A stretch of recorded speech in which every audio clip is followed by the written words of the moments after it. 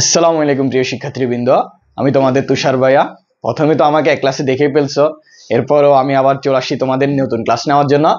আজকে আমাদের আলোচনার বিষয় হচ্ছে জীবকোষ ও টিস্যু যেটা আছে ওই টিস্যুটাকে নিয়ে। আগের ক্লাসে আমরা কোষ সম্বন্ধে সবকিছু আলোচনা করে ফেলছি, আশা করি তোমরা সবকিছু বুঝে ফেলছো। আজকের ক্লাসের আমাদের আলোচনা হচ্ছে টিস্যু। ফার্স্ট অফ অল আমাদের জানতে হবে টিস্যু নিয়ে। টিস্যুর কিছু এই চারটা মুখস্থ থাকলে টিস্যুর অনেক কিছুই শেষ। আমাদের এই চারটা প্রথম শুরুতে আমাদের আজকে টিস্যু, উদ্ভিদ টিস্যু নিয়ে আলোচনা। শুরুতে আমরা এখানে দেখতেছি উদ্ভিদ টিস্যু। উদ্ভিদ টিস্যু দুই প্রকার, মনে রাখবা। উদ্ভিদ টিস্যু কত প্রকার? উদ্ভিদ টিস্যু দুই প্রকার। এক হচ্ছে ভাজক টিস্যু। উদ্ভিদ টিস্যু দুই প্রকার, প্রথমটা হচ্ছে ভাজক টিস্যু, দ্বিতীয়টা হচ্ছে স্থায়ী টিস্যু। এই স্থায়ী টিস্যুটা হচ্ছে আবার তিন প্রকার। এক, সরল টিস্যু। স্থায়ী টিস্যুটা তিন প্রকার: সরল টিস্যু, জটিল টিস্যু, ক্ষরণকারী টিস্যু। এটা তোমাদের বইয়ে হয়তো দেয় নাই, এখনো থাকতেই পারে, তুমি দেখে নিও এটা দিছে কিনা। স্থায়ী টিস্যুটা হচ্ছে তিন প্রকার: সরল, জটিল, ক্ষরণকারী টিস্যু। এই টিস্যুগুলোকে আবার কোনোটাকে দুই ভাগে, কোনোটাকে তিন ভাগে ভাগ করা হয়েছে। যেমন সরল টিস্যুটা ভাগ করছে হচ্ছে তোমার তিন ভাগে: প্যারেনকাইমা, কোলেনকাইমা, স্ক্লেরেনকাইমা। এখানে দেখো ভাইয়া লিখে দিছি সরল টিস্যু: প্যারেনকাইমা, কোলেনকাইমা, স্ক্লেরেনকাইমা। দেখো প্যারেনকাইমা, কোলেনকাইমা, স্ক্লেরেনকাইমা। এরপরে আমাদের যেটা আছে জটিল টিস্যুটা হচ্ছে দুই প্রকার। এক হচ্ছে জাইলেম, ফ্লুয়েম। এগুলো নিয়ে আমরা বিস্তারিত আলোচনা জানবো, এরপরে দেখাই দিচ্ছি। এরপর হচ্ছে ক্ষরণকারী টিস্যু। ক্ষরণকারী টিস্যুটা হচ্ছে দুই প্রকার, এক হচ্ছে তরুক্ষীর আর একটা হচ্ছে গ্রন্থি। বুঝছো? এটা তোমরা নোট করে নাও। এরপরে দেখতেছি এটা নোট করার পর এরপর আমরা টিস্যু নিয়ে সুন্দর করে বিস্তারিত আলোচনা করব। এটা নোট করে নাও।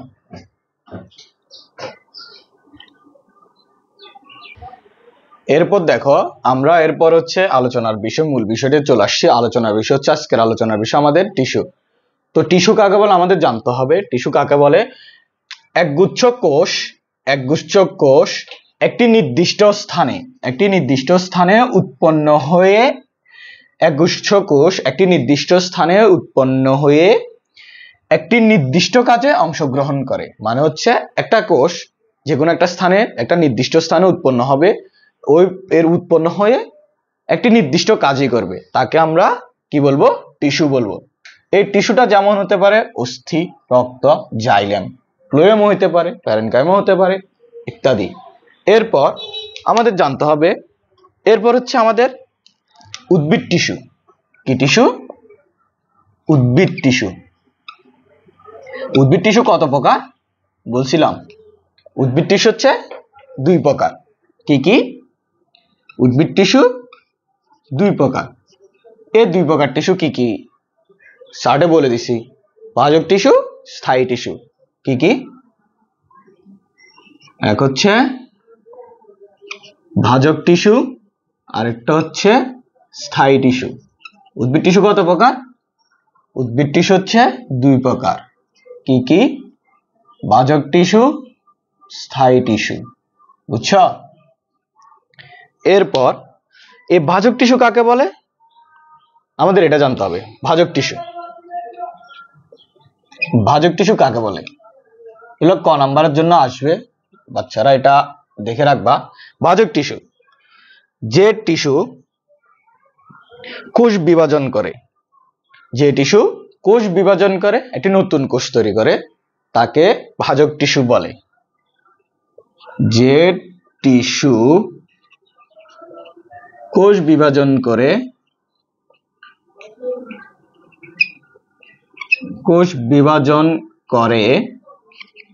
একটি নতুন স্থায়ী টিস্যু গঠন করে।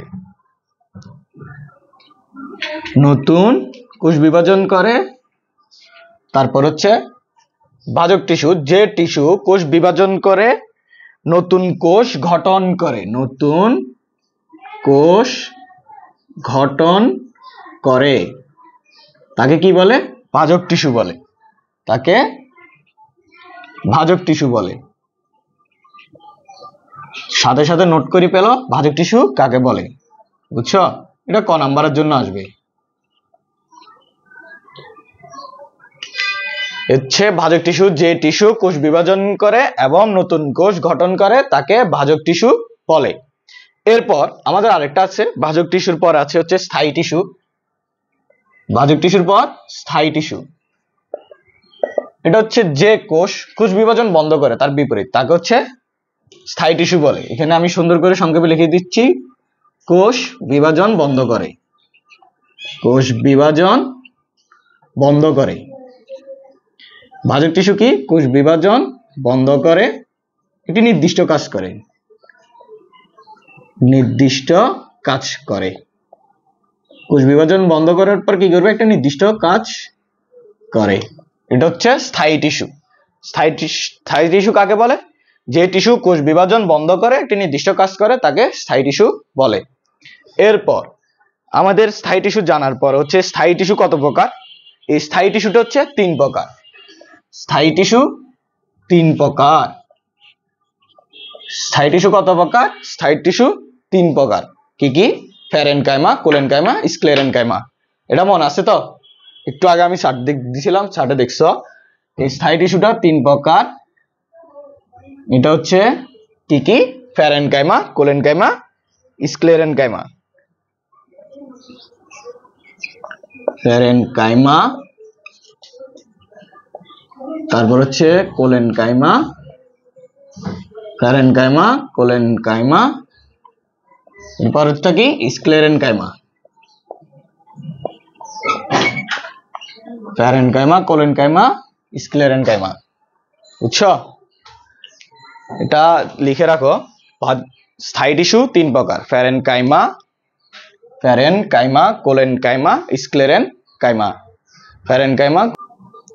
তারপর দেখো আমাদের হচ্ছে প্যারেনকাইমার কাজ সম্বন্ধে জানতে হবে। সেটা আমাদের খ নাম্বারের জন্য আসতে পারে, কখনো কখনো গ নাম্বারের জন্য আসতে পারে। তো দেখো প্যারেনকাইমার কাজ কি? উদ্ভিদের প্রায় সব জায়গায় প্যারেনকাইমা পাওয়া যায়। কোথায় কোথায় পাওয়া যায়? উদ্ভিদের প্রায় সব জায়গায়। তোমার কাণ্ড বলো, পাতার মূল টোল যা আছে সবকিছুতেই প্যারেনকাইমা পাওয়া যায়। এরপর হচ্ছে প্যারেনকাইমা কেমন? প্যারেনকাইমার কোষগুলো নরম, পাতলা প্রাচীরযুক্ত, জীবন্ত। এই প্যারেনকাইমার কোষগুলো কেমন হবে? প্যারেনকাইমার কোষগুলো নরম, পাতলা প্রাচীরযুক্ত এবং জীবন্ত। এরপর এগুলো কি কি কাজে সাহায্য করে? খাদ্য সঞ্চয়ে সাহায্য করে প্যারেনকাইমা, কখনো কখনো পানি সঞ্চয়ে, আবার কখনো কখনো তোমার সালোক সংশ্লেষণও সাহায্য করতে পারে। এরপর এগুলো হচ্ছে জলজ উদ্ভিদে বায়ু ভরতে সাহায্য করে। এই জলজ উদ্ভিদে এরেনকাইমা নামের একটা বস্তু আছে। এরেনকাইমা থাকে প্যারেনকাইমার মধ্যে। এই এরেনকাইমাটা জলজ উদ্ভিদে বায়ু ভরতে সাহায্য করে, আবার কখনো কখনো জলজ উদ্ভিদকে বাঁচতেও সাহায্য করে এই এরেনকাইমাটা। এরপর দেখো আমাদের হচ্ছে কোলেনকাইমা। এই কোলেনকাইমাটা হচ্ছে কি? কোষপ্রাচীর, সেলুলোজ তো বুঝো, কোষপ্রাচীর, সেলুলোজ ও প্যাকটিন দিয়ে পুরো। এই কোলেনকাইমার কোষপ্রাচীর, সেলুলোজ ও প্যাকটিন দিয়ে পুরো। এরপর তোমাদের হচ্ছে কাণ্ড পাতার ডগায় বেশি থাকে। কাণ্ড পাতার ডগায় বেশি থাকে, সেটা হচ্ছে কোলেনকাইমা। কাণ্ড পাতার, একটা গাছের কাণ্ড ও পাতার ডগার মধ্যে বেশি থাকে কোলেনকাইমা। এগুলা লিখো, এগুলো হচ্ছে নোট করবা, কারণ হচ্ছে এগুলা খ নাম্বারের জন্য আসতে পারে। খ নাম্বার বা গ নাম্বার এগুলোর কাজ যখন বলবে তখন এগুলো আসবেই। বুঝছো? তারপর দেখো এটা হচ্ছে তোমাদের স্থায়ী টিস্যুর লাস্ট, স্ক্লেরেনকাইমা। এই স্ক্লেরেনকাইমার 2টা বৈশিষ্ট্য আছে, সেটা হচ্ছে এক, কোষগুলো কঠিন, মৃত এবং লিগনিন যুক্ত। এই স্ক্লেরেনকাইমার কোষ কি এমন হবে? তোমার স্ক্লেরেনকাইমার কোষগুলো কঠিন, মৃত ও লিগনিন যুক্ত। এবং এগুলোর কাজ কি? উদ্ভিদকে দৃঢ়তা প্রদান করবে এবং শক্ত কাঠামো প্রদান করবে। এই স্ক্লেরেনকাইমা এগুলা লিখে নিবা, তোমাদের কাজে আসবে এগুলা সবগুলা। আর এখান থেকে সবচেয়ে বড় বিষয় হচ্ছে তোমাদের উচিত হচ্ছে এগুলার চিত্রগুলো দেখে নেওয়া। ভাইয়ার কাছে এখন সম্ভব না তোমাদের চিত্রগুলো বুঝাই দেওয়া বা এঁকে দেওয়া। এটা চিত্রগুলা দেখে নিও, বুঝছো? এই চিত্রগুলা দেখে শিখে রাখবা। চিত্র কি? চিত্র দেখা। তোমরা চিত্র দেখে রাখবা বই থেকে। বইয়ের মধ্যে চিত্র আছে, তোমরা চিত্রগুলা দেখে নিবা। আর হচ্ছে এখানে আর কিছু নাই, এগুলো হচ্ছে তোমাদের যা আমি সামারাইজ করে পড়াচ্ছি তোমাদের বই থেকে। বই আর বিভিন্ন যেগুলো লিখছো ওগুলো লাগবে না, শুধু এগুলাই লিখলে হয়ে যাবে। বুঝছো ভাইয়ারা? এরপর হচ্ছে জটিল টিস্যু, আমাদের আলোচনা জটিল টিস্যু। এই জটিল টিস্যুটা হচ্ছে বিভিন্ন ধরনের কোষ মিলে কাজ করে। জটিল টিস্যু কিভাবে কাজ করে? বিভিন্ন ধরনের কোষ মিলে জটিল টিস্যু কাজ করে। লিখে নাও, জটিল টিস্যু কিভাবে কাজ করে? বিভিন্ন ধরনের কোষ মিলে জটিল টিস্যু কাজ করে। এগুলো কি কি কাজে, এই জটিল টিস্যু কি কি কাজে সাহায্য করে? এই জটিল টিস্যু তোমার হচ্ছে পানি, খাদ্য ও খনিজ লবণ পরিবহন করে। জটিল টিস্যু পানি, খাদ্য, খনিজ লবণ পরিবহন করে। এরপর এই জটিল টিস্যুটা হচ্ছে কত প্রকার? দুই প্রকার। আমরা চার্টে পড়ছিলাম জাইলেম এবং ফ্লোয়েম। জটিল টিস্যু কত প্রকার? দুই প্রকার। কি কি? Xylem, phloem. আমরা প্রথমে শুরুতে চার্ট পড়ছিলাম, ওই চার্টের মধ্যে আছে জটিল টিস্যু তোমাদের হচ্ছে দুই প্রকার, জাইলেম এবং ফ্লোয়েম। এরপর জাইলেম হচ্ছে দুই প্রকার। এই জাইলেমটা হচ্ছে তোমার হচ্ছে আরো দুই প্রকার। এই জাইলেমটা হচ্ছে প্রাথমিক জাইলেম এবং গৌণ জাইলেম, যেটাকে বলা হয় তোমার প্রথম হচ্ছে প্রাথমিক জাইলেম এবং গৌণ জাইলেম। এই প্রাথমিক জাইলেম প্রথমে গঠিত হয়। প্রাথমিক জাইলেম কখন গঠিত হয়? যখন জটিল টিস্যু কাজ শুরু করবে, এই কাজের একদম সর্বপ্রথম যেটা গঠিত হবে তখন সেটাকে বলা হয় তোমার প্রাথমিক জাইলেম। এরপর এটা কোথায় কোথায় থাকবে? এটা হচ্ছে চলতি বৃদ্ধি অঞ্চল, যেই অঞ্চলটা চলনে সাহায্য করবে, চলতি বৃদ্ধি অঞ্চলে তোমার প্রাথমিক জাইলেমটা থাকবে।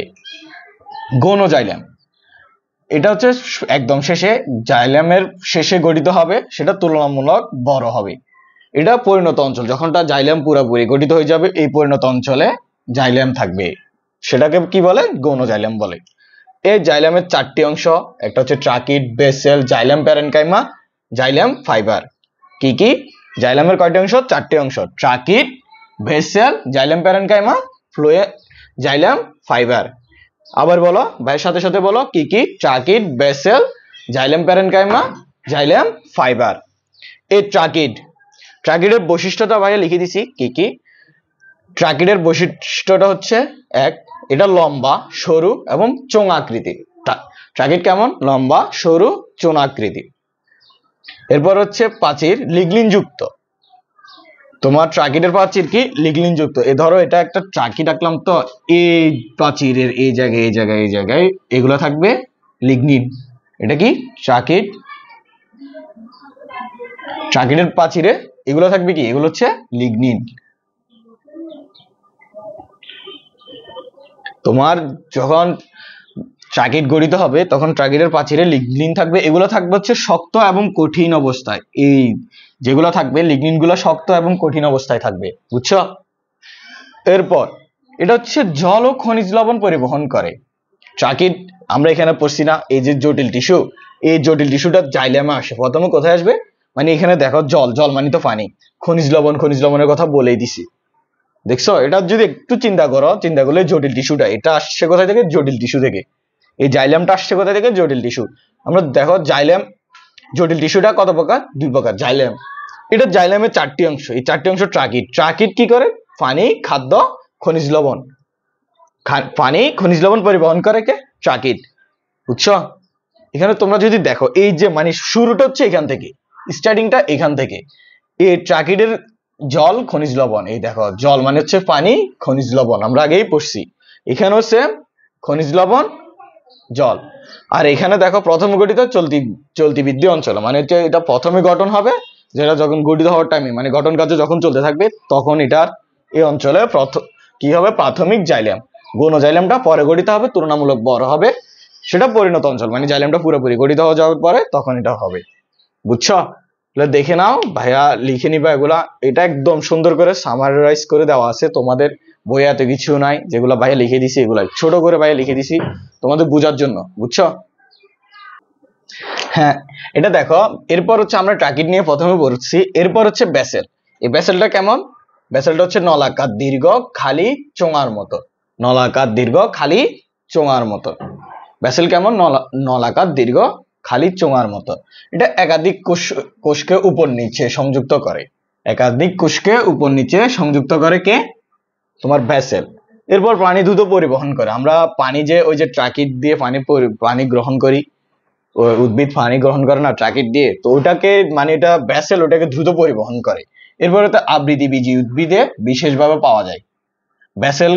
বিভিন্ন উদ্ভিদ, আমরা উদ্ভিদের প্রকারভেদ যখন একাদশ দ্বাদশ অধ্যায়ে যাবো তখন তো দেখবো এটাতে। এখানে আবৃতবীজী উদ্ভিদে বিশেষভাবে পাওয়া যায় হচ্ছে বেসেল।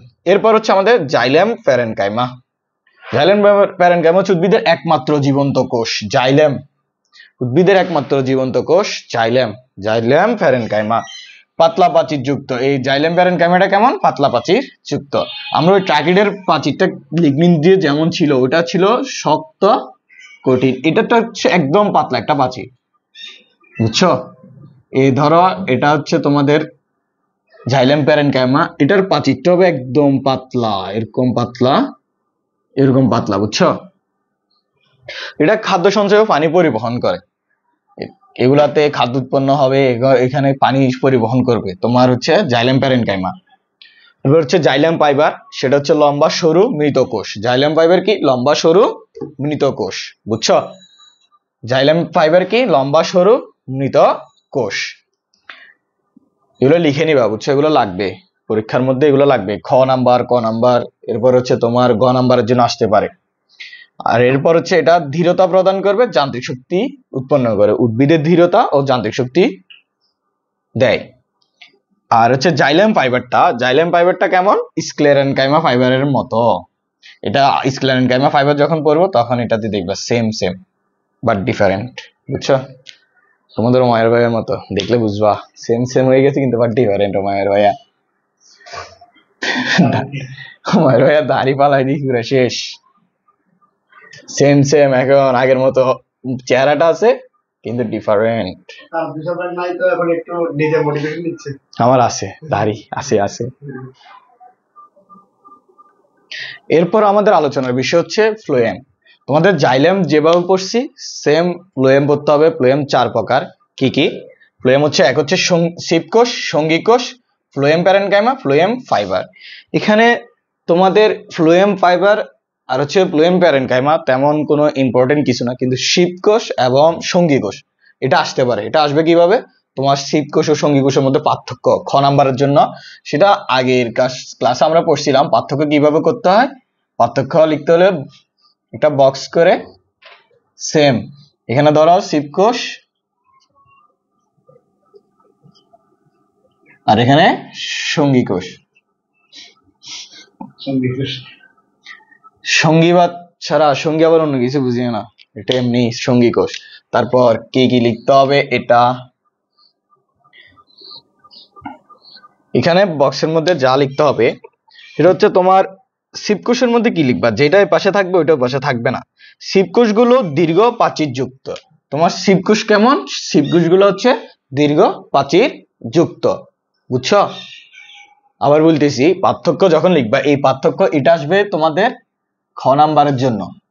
গ নাম্বারও আসতে পারে, বলবে যে শিবকোষ একটা চিত্র দিয়ে দিবে, এগুলো চিত্র দেখে নিও বই থেকে। শিবকোষ, সঙ্গী কোষ এগুলো চিত্র আছে, তোমরা এখান থেকে দেখে নিবা। এই শিবকোষগুলো কেমন? দীর্ঘ পাতলা প্রাচীর যুক্ত। কেমন?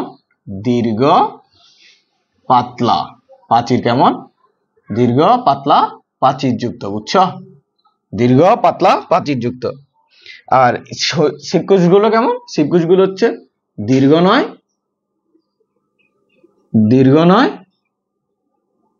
একটু মোটা, দীর্ঘ নয় মোটা প্রাচীর যুক্ত, বুঝছো? কেমন? দীর্ঘ নয়, সরি এগুলো পাতলা, দীর্ঘ নয়, কিন্তু তবে এগুলো হচ্ছে কেমন? এটা শিবকোষগুলো কেমন?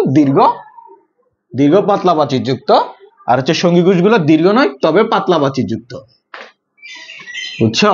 তবে কেমন? পাতলা প্রাচীর যুক্ত। এগুলো ভাইয়া সাথে সাথে নোট করে পেলো। তারপর হচ্ছে তোমার প্রোটোপ্লাজম প্রাচীর ঘেঁষে থাকে। এগুলার এই শিবকোষে প্রোটোপ্লাজম কোথায় থাকে? প্রাচীরে থাকে। শিবকোষে প্রোটোপ্লাজম গুলা প্রাচীরে থাকে, সঙ্গী কোষে প্রোটোপ্লাজম পূর্ণ অবস্থায় থাকে, মানে ভিতরে থাকে, পূর্ণ অবস্থায় থাকে। আবার বলতেছি, শিবকোষে তোমার প্রোটোপ্লাজম প্রাচীরে থাকে, মানে হচ্ছে বাইরের গাত্রের মধ্যে। ধরো ভাইয়ার এই হাতটা আমি তোমাদের দেখাইতেছি, এই হাতটা হচ্ছে প্রাচীর, এই প্রাচীর তোমার প্রোটোপ্লাজম থাকে। শিবকোষের এই প্রাচীরে প্রোটোপ্লাজম থাকে। আর হচ্ছে সঙ্গী কোষে ভিতরের প্রাচীরে একদম পূর্ণ অবস্থায় থাকে, বুঝতে পারছো? এরপর শিবকোষগুলোতে নিউক্লিয়াস থাকে না। এই শিবকোষগুলোতে তোমাদের নিউক্লিয়াস পড়াইছিলাম না? ওই যে নিউক্লিয়াস আঁকতে তোমাদের ওই যে উমায়ের ভাইয়ার এন সংখ্যক গুলা যে বুঝাইলাম ওই দিন, ওই উমায়ের ভাইয়ের ফ্রেন্ড এন সংখ্যক, নিউক্লিয়ার রেটিকুলাম, ওগুলাই তো ওই ওরকম। ওই নিউক্লিয়াসটা এখানে থাকে না আর এখানে থাকবে, বুঝছো? আর সবসময় মনে রাখবা পার্থক্যগুলো লেখার ক্ষেত্রে যেটাই পাশে থাকবে ওটাই পাশে থাকবে না, এই পাশে থাকলে এই পাশে থাকবে না, এরকম, বুঝছো?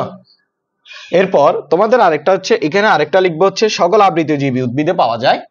এটা হচ্ছে সকল আবৃতজীবী উদ্ভিদে পাওয়া যায়, আর এটা সকল আবৃতজীবী উদ্ভিদে পাওয়া যায় না, বুঝছো?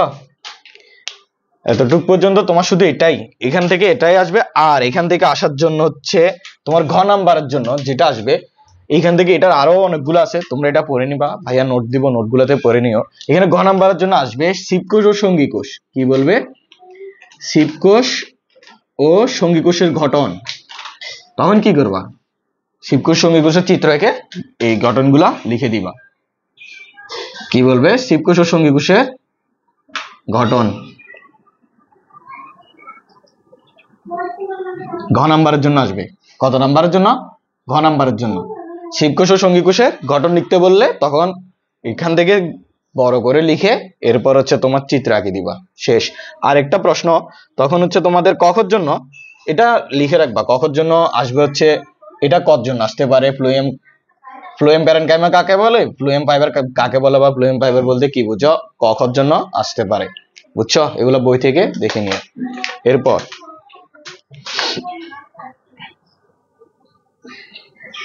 হচ্ছে আমাদের প্রাণী কোষ। আর কিছু না, আমরা প্রাণী কোষ সম্বন্ধে আলোচনা করব। আমাদের প্রাণী কোষ সম্বন্ধে লিখতে হবে। এখন আমাদের উদ্ভিদ প্রাণী টিস্যু, সরি কোষ না, উদ্ভিদ টিস্যু শেষ, এখন হচ্ছে প্রাণী টিস্যু। এখান থেকে উদ্ভিদ টিস্যুর চিত্র কি কি আমি তোমারও বলে দিই। চিত্র হচ্ছে এক প্যারেনকাইমা, তোমাদের হচ্ছে এক প্যারেনকাইমা, কোলেনকাইমা, স্ক্লেরেনকাইমা, এগুলো হচ্ছে তোমাদের চিত্রগুলা বই থেকে দেখে নিতে হবে। তারপর শিবকোষ সঙ্গীকোষের গঠনগুলো দেখে নিতে হবে। ভাইয়া তোমাদের যেগুলো বলতেছি ঘ ক খ, এগুলোই তোমার বোর্ডে আসছে, আগেও আসছে, এখন পরও আসবে, এগুলা থেকে, বুঝছো?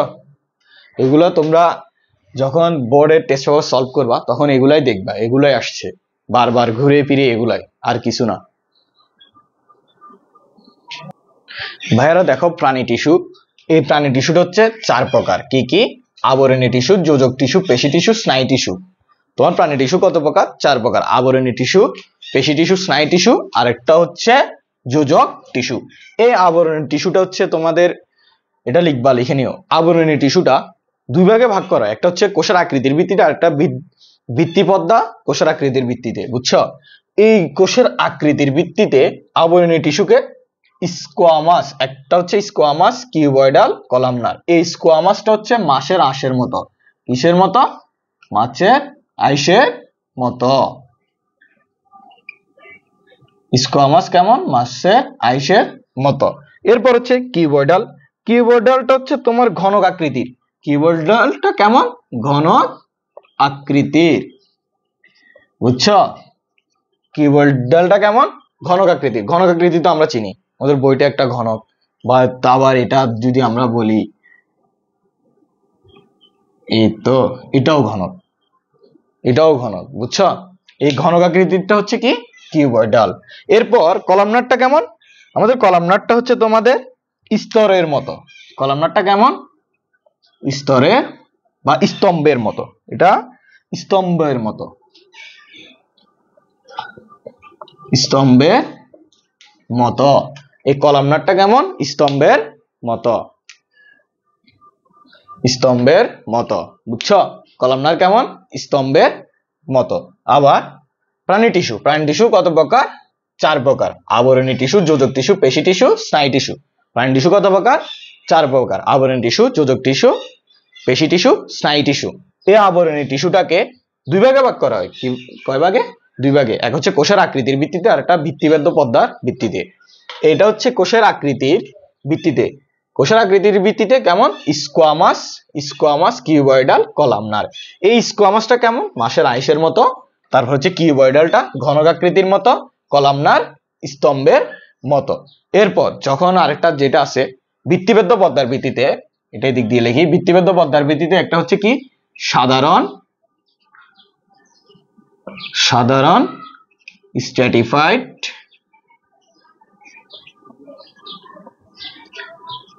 তারপর হচ্ছে একটা হচ্ছে কি? সাধারণ স্ট্র্যাটিফাইড, আর একটা হচ্ছে সিউডো স্ট্র্যাটিফাইড। আর এটা কি? সিউডো স্ট্র্যাটিফাইড, বুঝছো? এটা হচ্ছে তোমার ভিত্তিবদ্ধ পদ্মার ভিত্তিতে। ভিত্তিবদ্ধ পদ্মার ভিত্তিতে কি? সাধারণ, স্ট্র্যাটিফাইড, সিউডো স্ট্র্যাটিফাইড। এই স্ট্র্যাটিফাইডটা কেমন? স্ট্র্যাটিফাইডটা হচ্ছে তোমাদের একাধিক স্তরে সজ্জিত। এটা কেমন? একাধিক স্তরে থাকবে, একাধিক স্তরে সজ্জিত, একাধিক স্তরে থাকবে, একাধিক স্তরে সজ্জিত। আর একটা হচ্ছে সিউডো স্ট্র্যাটিফাইডটা, সেটা হচ্ছে একাধিক স্তরে সজ্জিত থাকবে, তবে কোষের উচ্চ উচ্চ অবস্থানে থাকবে। এটা একাধিক স্তরে থাকবে, তবে কোষের উচ্চ অবস্থানে থাকবে, কোষের উচ্চ অবস্থানে থাকবে, বুঝছো? উচ্চ অবস্থানে থাকবে। এই সিউডো স্ট্র্যাটিফাইডটা কোথায় থাকবে? একাধিক স্তরে থাকবে, সেটা কোষের উচ্চ অবস্থানে থাকবে। আর স্ট্র্যাটিফাইডটা একাধিক স্তরে সজ্জিত থাকবে, বুঝছো? এরপর যেটা আছে সেটা হচ্ছে তোমাদের এগুলা দেখতে কেমন? মেরুদণ্ড প্রাণীর ত্বক। এই স্ট্র্যাটিফাইডটা দেখতে হচ্ছে মেরুদণ্ড প্রাণীর। আমরা কি মেরুদণ্ডী প্রাণী না? আমাদের মেরুদণ্ডী প্রাণীর ত্বক, মেরুদণ্ডী প্রাণীর ত্বক, বুঝছো? আর এটা হচ্ছে তোমাদের, এটা হচ্ছে ট্রাকিয়া। ট্রাকিয়া দেখছো? ওই যে গলার আমরা ইয়াতে থাকে ট্রাকিয়া, ওই তোমাদের পঞ্চম অধ্যায় নাকি ষষ্ঠ বা সপ্তম অধ্যায়ের মধ্যে আছে, ফুসফুস নিয়ে পড়তে গেলে তখন ওইখানে ট্রাকিয়া। এটা কি? ট্রাকিয়া, বুঝছো? এতটুকুই তোমাদের হচ্ছে। আবার বলতেছি আবরণী টিস্যু। এটা কিসের? এটা আবরণী টিস্যু ভিত্তিবদ্ধ পদ্মার ভিত্তিতে। আর এটা হচ্ছে কোষের আকৃতির উপর ভিত্তি করে। এটা বুঝছো এতটুক? দেখো ভাইয়ারা, এখানে কিছু প্রশ্ন লিখছি, সেটা হচ্ছে আবরণী টিস্যু, এখানে কলম দিয়ে দিছে আবরণী টিস্যু কাকে বলে। ক নাম্বারের জন্য আসতে পারে। এটা কত নাম্বারের জন্য? ক নাম্বারের জন্য। আবরণী টিস্যু কাকে বলে, বুঝছো? এটা ক নাম্বারের জন্য আসতে পারে। তো বলে ফেলো আবরণী টিস্যু কাকে বলে। আবরণী টিস্যু কাকে বলে এটা জানো না তোমরা? যে টিস্যু বিভিন্ন অঙ্গের আবরণ হিসাবে কাজ করে, মানে হচ্ছে বিভিন্ন অঙ্গের, আমাদের ধরো অঙ্গের, এই যে আমাদের এটা কি হাত, এই অঙ্গের আবরণ হিসাবে যেটা কাজ করবে সেটাকে বলা হয় আবরণী টিস্যু। আবার বলো, যে টিস্যু কোনো অঙ্গের আবরণ হিসাবে কাজ করে সেটাকে বলা হয় আবরণী টিস্যু। আর যেটা আছে মানুষের আবরণী টিস্যুকে ট্রানজিশনাল আবরণ, এটা হচ্ছে আবরণ টিস্যু বলা হয় কেন? খ নাম্বারের জন্য মোস্ট ইম্পর্টেন্ট। এটা কোথায়? খ নাম্বারের জন্য স্টার মার্ক দিয়ে রাখো, এটা পরীক্ষায় আসবে। মানুষের আবরণী টিস্যুকে ট্রানজিশনাল আবরণী টিস্যু বলা হয় কেন? এটা একটু তোমরা গাইড থেকে দেখলেও দেখতে পারো, না হয় ভাইয়া বলে দিচ্ছি। এটা হচ্ছে মানুষের আবরণী টিস্যু স্ট্র্যাটিফাইড আবরণী টিস্যু। এটা তো জানো মানুষের আবরণী টিস্যু কেমন? স্ট্র্যাটিফাইড আবরণী টিস্যু। এই টিস্যুগুলো কোষের ভিত্তিবদ্ধ পর্দার উপর ভিত্তি করে, পড়াইছিলাম, কোষের ভিত্তিবদ্ধ পর্দার উপর, মানুষের কোষের আবরণের উপর ভিত্তি করে। এটা আমি তোমাদের পড়াইছিলাম না ওই যে এর আগের স্লাইডে যখন তোমাদের পড়াইছিলাম কোষের আবরণের ভিত্তিতে। এটা হচ্ছে শিব কোষ, ওই যেগুলো পড়াইছিলাম স্ট্র্যাটিফাইড, ওইখানে ভিত্তিবদ্ধ পর্দার ভিত্তিতে এই পাশে লিখছিলাম না সাধারণ, স্ট্র্যাটিফাইড, সিউডো স্ট্র্যাটিফাইড, ওগুলাই সেম, ওগুলাই আর কিছু না, বুঝছো? এখানে এটা ঘ নাম্বারের জন্য দেখে নেবা। এরপর যেটা আছে যোজক টিস্যু কাকে বলে?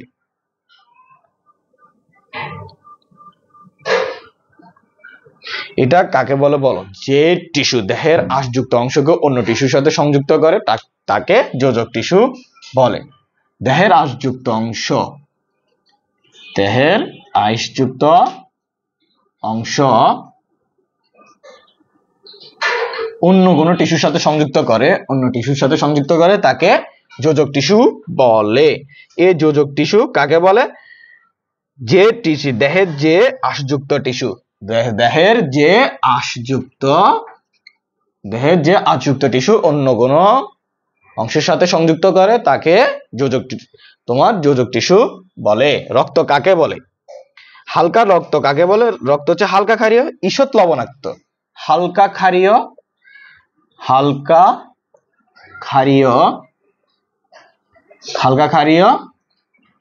ঈষৎ লবণাক্ত, হালকা ক্ষারীয় ঈষৎ লবণাক্ত। রক্ত কেমন? হালকা ক্ষারীয় ঈষৎ লবণাক্ত। লাল বর্ণের তরল অংশকে লাল বর্ণের, রক্ত কেমন? গোলাপি, লাল বর্ণের তরল। রক্ত হচ্ছে লাল বর্ণের কে হানি আমির, এটা তো তোমাদের মায়ের ভাইয়ের ক্রাশ, বুঝছো, আমার না। হ্যাঁ তোমার তো আবার এন সংখ্যক, মায়ের ভাইয়ের এন সংখ্যক আছে। রক্ত কেমন? মায়ের ভাইয়ের রক্তে রক্তে এন ঢুকে গেছে। এগুলো এখন তোমাদের হচ্ছে ডায়ালাইসিস পদ্ধতিতে রক্ত ডায়ালাইসিস করে বাইর করতে হবে, না হয় হবে না। রক্ত কেমন? হালকা ক্ষারীয় ঈষৎ লবণাক্ত বর্ণের তরল পদার্থ। এই তরল পদার্থকে কি বলে? রক্ত। এই রক্তের মধ্যে কি থাকে? লসিকা থাকে। এটা ক নাম্বারের জন্য আসতে পারে। লসিকা বলতে কি বুঝো? যে তরল পদার্থ তোমার হচ্ছে মানবদেহের বিভিন্ন টিস্যুর মধ্যে ফাঁকা স্থানে ঈষৎ ক্ষারীয় লবণাক্ত পদার্থগুলোকে রক্ত বলে। রক্তের বিভিন্ন যেগুলো আছে রক্তের মধ্যে থাকে কি? লসিকা তন্ত্র। এই লসিকা তন্ত্রের মাধ্যমে যে তোমার যে তরল পদার্থগুলোকে ক্ষরণ করে তাকে লসিকা বলে, লসিকা তন্ত্রের। বুঝছো? এতটুকুই তোমাদের এটা। এরপর যেটা আছে তোমাদের হচ্ছে যোজক টিস্যু। এই যোজক টিস্যু কত প্রকার?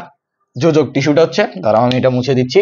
যোজক টিস্যু আমরা কি পর্যন্ত পড়ছি? আবরণী টিস্যু পর্যন্ত পড়ছি। এরপর হচ্ছে যোজক টিস্যু।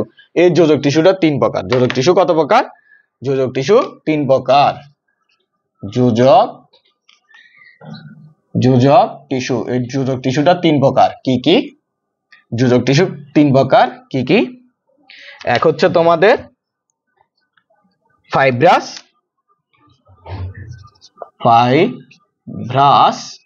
তারপর হচ্ছে তরল, ফাইব্রাস তরল, আরেকটা হচ্ছে স্কেলিটাল। ফাইব্রাস তরল ফাইব্রাস তরল, আরেকটা কি? স্কেলিটাল। এই স্কেলিটাল আমাদের হচ্ছে তোমাদের বলা যোজক টিস্যু 3 প্রকার। ফাইব্রাস, স্কেলিটাল, তরল। তরলের মধ্যে রক্ত, এগুলা তো বুঝছো। আর হচ্ছে স্কেলিটাল হচ্ছে তোমাদের 2 প্রকার। একটা হচ্ছে স্কেলিটাল কত প্রকার? 2 প্রকার। এক হচ্ছে অস্থি, লিখে বলো ভাইয়ের সাথে সাথে লিখো। স্কেলিটাল হচ্ছে অস্থি, আর এটা হচ্ছে কোমলাস্থি। অস্থি, কোমলাস্থি। অস্থি আর এটা হচ্ছে কোমলাস্থি। বুঝছো? দেহের অস্থি কি? অস্থি হচ্ছে দেহের যত সব হাড়। অস্থি হচ্ছে দেহের হাড়, দেহের যত সব হাড় আছে সেগুলা অস্থি। দেহের যত সব হাড় রয়েছে সেগুলো হচ্ছে অস্থি। আর হচ্ছে কোমলাস্থি কোনগুলা? তোমার কোমলাস্থি হচ্ছে নাক কান ইত্যাদি। নাক, কান, গলা যা আছে এগুলো হচ্ছে কোমলাস্থি। এতটুকু বুঝছো? এই রক্ত, এরপর হচ্ছে তোমাদের হচ্ছে তরল। এই তরলটা কত প্রকার? 2 প্রকার। ভাইয়া এটা লেখা হয়েছে স্কেলিটাল, অস্থি, কোমলাস্থি, এগুলো লিখছো। এরপর হচ্ছে রক্ত, এটা মুছে দিচ্ছি। এরপর হচ্ছে তরলটা হচ্ছে কত প্রকার? 2 প্রকার। এক হচ্ছে রক্ত, এটা হচ্ছে লসিকা। বুঝছো? রক্ত, লসিকা, এটা অন্য কিছু মনে করি না, এটা দিয়ে দিছি উপরে। রক্ত, লসিকা। এই রক্ত কত প্রকার? রক্ত হচ্ছে 3 প্রকার। এই রক্ত হচ্ছে 2 প্রকার। রক্তরস, রক্তকণিকা। এই রক্ত আবার 2 প্রকার। রক্তরস, রক্ত 2 প্রকার। রক্তরস, রক্তকণিকা। রক্তরস কত প্রকার? 2 প্রকার। এই রক্ত 2 প্রকার। এক হচ্ছে রক্তরস, রক্তকণিকা। বুঝতে পারছো? প্রথম থেকে কি কি বলছি বুঝছো? যোজক টিস্যু 3 প্রকার। ফাইব্রাস, স্কেলিটাল, তরল। স্কেলিটাল 2 প্রকার। বুঝছো এগুলা? অস্থি, কোমলাস্থি। অস্থি কোনগুলা? দেহের যত সব হাড়। কোমলাস্থি হচ্ছে নাক, কান, গলা। আর হচ্ছে এরপর হচ্ছে তরল 2 প্রকার। লসিকা, রক্ত 2 প্রকার। রক্তরস, রক্তকণিকা। বুঝছো? এ হচ্ছে রক্তরস। রক্তের মধ্যে রক্তরস কত থাকে? 55%। রক্তকণিকা কতটুকু থাকে? 45%। টোটাল 100% শরীরে রক্ত থাকে, তো এই রক্তের মধ্যে রক্তরস থাকে হচ্ছে 55%, রক্তকণিকা হচ্ছে 45%। এরপর রক্তরস হচ্ছে আবার 2 প্রকার। এক হচ্ছে জৈব, অজৈব। রক্তরস জৈব, আর একটা হচ্ছে অজৈব। রক্তরস 2 প্রকার, জৈব, অজৈব।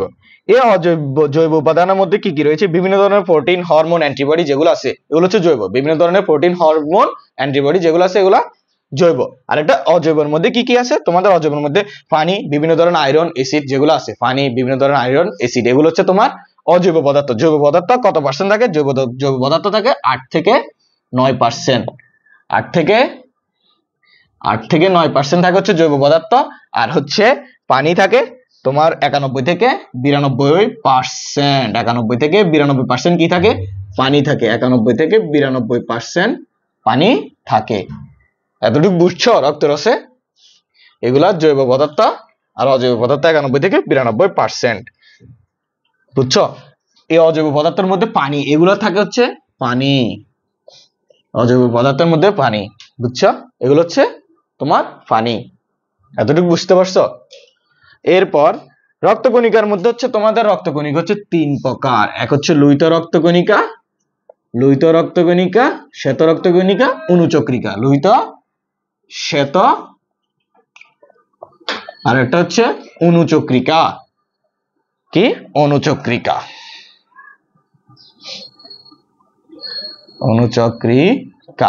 এতটুকু বুঝতে পারছো? রক্তকণিকা 3 ধরনের, লোহিত রক্তকণিকা, শ্বেত রক্তকণিকা, অনুচক্রিকা। এটা বুঝছো? লিখে ফেলো। রক্তকণিকা 3 প্রকার: লোহিত রক্তকণিকা, শ্বেত রক্তকণিকা, অনুচক্রিকা। এই লোহিত রক্তকণিকার মধ্যে কি কি থাকে? লোহিত রক্তকণিকা হচ্ছে তোমার অক্সিজেন, কার্বন ডাই অক্সাইড পরিবহন করে। তারপর হচ্ছে শ্বেত রক্তকণিকা তোমার জীবাণু ধ্বংস করে, আর রক্ত জমাট বাঁধতে সাহায্য করে হচ্ছে অনুচক্রিকা। লোহিত রক্তকণিকা তোমার, লোহিত রক্তকণিকা গুলো কি কি? অক্সিজেন ও কার্বন ডাই অক্সাইড পরিবহন করে। লোহিত রক্তকণিকা কি করে? অক্সিজেন ও কার্বন ডাই অক্সাইড পরিবহন করে। আর শ্বেত রক্তকণিকা গুলো হচ্ছে তোমার, শ্বেত রক্তকণিকা কি করে? জীবাণু ধ্বংস করে। আমাদের শরীরে যত জীবাণু ঢুকে বাইরে থেকে ধুলাবালির মাধ্যমে, সেগুলো হচ্ছে জীবাণু ধ্বংস করে কে? শ্বেত রক্তকণিকা। আর হচ্ছে অনুচক্রিকা তোমার কোথাও কেটে গেলে, হাতে বা পায়ে, কোথাও মাথায় যেগুলো কেটে যায়, ওগুলো হচ্ছে তোমার রক্তগুলোকে জমাট বাঁধতে সাহায্য করে কে? অনুচক্রিকা। বুঝতে পারছো? এতটুকু পর্যন্ত লিখে ফেলো। বুঝতে পারছো তোমরা এগুলা? দেখো এবার হচ্ছে পেশি টিস্যু। পেশি টিস্যুটা হচ্ছে 3 প্রকার: ঐচ্ছিক, অনৈচ্ছিক, হৃৎপেশি। ঐচ্ছিক পেশি, অনৈচ্ছিক পেশি, হৃৎপেশি। এখান থেকে প্রশ্ন কি আসবে? পেশি টিস্যু থেকে কি প্রশ্ন আসতে পারে? পেশি টিস্যু থেকে প্রশ্ন আসবে ঘ নাম্বারের জন্য ঐচ্ছিক, অনৈচ্ছিক এবং হৃৎপেশির ব্যাখ্যা করতে বললে তখন এগুলা লিখতে হবে। মানে ধরো ঐচ্ছিক পেশি, অনৈচ্ছিক পেশির মধ্যে পার্থক্য, যেমন আমরা পার্থক্য আগে পড়ছি না, ঐচ্ছিক অনৈচ্ছিকের মধ্যে যদি বলে পার্থক্য, তখন দুইটার মধ্যে যেকোনো দুইটার মধ্যে পার্থক্য লিখতে বলবে। ধরো ঐচ্ছিক পেশি, হৃৎপেশি বললো, তখন পার্থক্য লিখবা। এরপর হচ্ছে অনৈচ্ছিক পেশি, হৃৎপেশির মধ্যে পার্থক্য, বা আসতে পারে ঐচ্ছিক, অনৈচ্ছিকের মধ্যে পার্থক্য। এরকম আমাদের পার্থক্যগুলোকে মুখস্থ করে রাখতে হবে। বুঝছো? এরপর আমাদের মূল বিষয় যেটা, সেটা হচ্ছে সবচেয়ে সহজ এবং কঠিন। কি বলছি বুঝছো? সবচেয়ে সহজ এবং কঠিন চিত্র, এটা আসবে। নিউরন আসছে। নিউরন তোমার পরের অধ্যায়, 10ম অধ্যায়ে লাগতে পারে, 10ম অধ্যায়ে আছে। স্নায়ু টিস্যুর মধ্যে তেমন কিছু নাই, শুধু আছে একটা চিত্র, সেটা হচ্ছে নিউরন। নিউরন আঁকতে পারো? এই নিউরনটা এরকম না,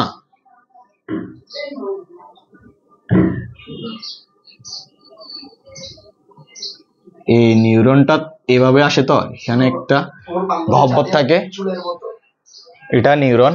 এরপর হচ্ছে এখান থেকে যেগুলো থাকে সেটা হচ্ছে এরকম নিউরন। বুঝছো? তারপর এখান থেকে এভাবে যায়, এভাবে এভাবে এভাবে।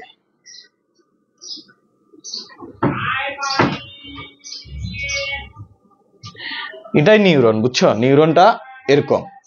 তোমার নিউরনটা কেমন? নিউরনটা এরকম। এই নিউরনটা যখন আমরা নিউরনটা লিখবো, এই নিউরনের ফার্স্টে কি থাকবে? এই নিউরনের প্রথমে হচ্ছে এটা ডেনড্রাইট। এটার নাম কি? এটার নাম ডেনড্রাইট। ডেনড্রাইট। এরপর এটা হচ্ছে কোষ গহ্বর। এটা হচ্ছে কোষ গহ্বর। কি? কোষ গহ্বর। আর এটা হচ্ছে নিউক্লিয়াস। সব জায়গায় নিউক্লিয়াস আছে। নিউক্লিয়াস। বুঝছো? আর এগুলো হচ্ছে র্যানভিয়ার পর্ব। এগুলো হচ্ছে র্যানভিয়ার পর্ব। রেনভিয়ার পর্ব। আর যেগুলো হচ্ছে এক্সেন প্রান্ত, এগুলো হচ্ছে কি এক্সেন প্রান্ত, এক্সেন প্রান্ত। বুঝছো, নিউরনের চিত্র আসবে পরীক্ষার মধ্যে, দেখিও নিউরনের চিত্র আসবে, নিউরন চলে আসছে। এই নিউরন যখন দিবে নিউরন চলে আসবে। আর এই পুরো অংশটাকে বলা হয় এক্সন, এই পুরোটাকে কি বলা হয় এক্সন, পুরোটাকে কি বলা হয় এক্সন। চিত্র কি, এটা হচ্ছে নিউরন। বুঝছো, এটা কি নিউরন। আমাদের এতটুকু পর্যন্ত অধ্যায় এতটুকু পর্যন্ত পড়লে হয়ে যাবে। আর এখান থেকে কিছু প্রশ্ন ভাইয়া তোমাদের বলে দিচ্ছি, কিছু কিছু প্রশ্ন আছে যেগুলো পড়তেই হবে, মাস্ট বি পড়তে হবে। নিউরনের ক্ষেত্রে নিউরন যখন বলবে, নিউরন বললে তখন আমাদের কি লিখতে হবে, ডেনড্রাইট মানে নিউরনের চিত্র এঁকে এরপর এভাবে লিখে দিব, মানে ডেনড্রাইট, তারপর হচ্ছে এক্সন প্রান্ত, কোষ গহ্বর, এগুলার একটা একটা করে ব্যাখ্যা লিখে দিয়ে এরপরে শেষ করে দিলে নিউরন শেষ। এরপর তোমাদের জন্য আমরা কিছু প্রশ্ন রাখছি যেগুলা পরীক্ষার মধ্যে আসতে পারে। ভাইয়েরা, এই অধ্যায়ের কিছু গুরুত্বপূর্ণ যেগুলো আছে তোমাদের জানতে হবে। এক, তোমাদের প্যারেনকাইমা, কোরেনকাইমা, স্ক্লেরেনকাইমা চিত্র জানতে হবে, এগুলা বই থেকে দেখে নিবা।